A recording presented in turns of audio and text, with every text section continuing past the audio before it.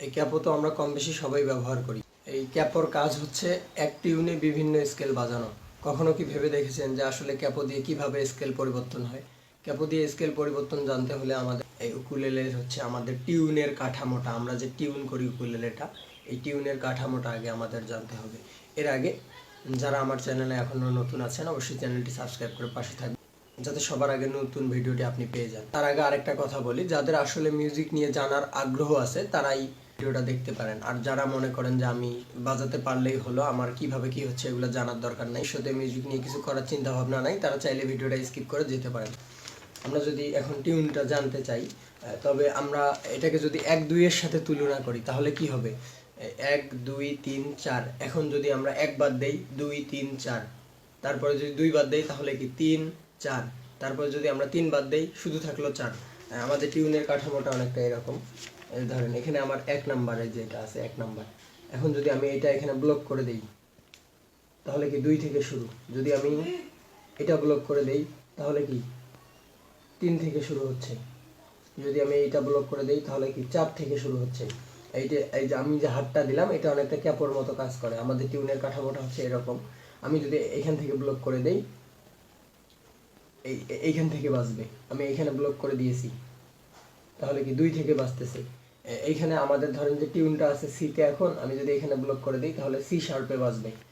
আমাদের গান গাওয়ার সুবিধার্থে হচ্ছে যে 12টা স্কেলে ভাগ করে দেওয়া হয়। এখন যদি আমি স্কেলটাকে আপনাকে হচ্ছে যে বলতে চাই যে আসলে স্কেলটা কি বা কিভাবে কাজ করে, তখন আপনাকে বলতে হয় যে স্কেল স্কেলটা দিয়ে আমরা বুঝি মূলত হচ্ছে গলার স্বর। এই যে এখানে যে একটা আমি দাগ টেনেছি, এখানে ধরেন যে এখানে সাউন্ড হচ্ছে এরকম আ, তারপর এখানে টা আ আ আ আ, একটার থেকে আরেকটা সাউন্ড বেশি। এখন ধরেন যে আমি গান গাইবো, আমি চিল্লায় গান গাইতে পারি না, তাহলে কি আমার জন্য যে যেগুলো নিচে আছে সেটা ভালো হবে, যেটা আ। তাহলে আমি যদি শুরু করি এই আ থেকে, আ আমার সোনার বাংলা, এটা আমি এই নিচু স্কেল থেকে গাইলাম। আমি ধরেন যে আরেকজনের কথা বলি, তার গলা হচ্ছে যে উঁচু, বা সে উঁচু স্কেলে গাইতে পারে, চিল্লায় গাইতে পারে, তার জন্য এটা এটা ছিল এরকম আ, তারপর এটা ছিল আ আ আমার সোনার বাংলা। তার জন্য হচ্ছে যে কি এটার থেকে এটা উঁচু হলো না। এই স্কেলগুলোর 12টা ভাগ হচ্ছে একটার থেকে আরেকটা উঁচু, একটার থেকে আরেকটা উঁচু।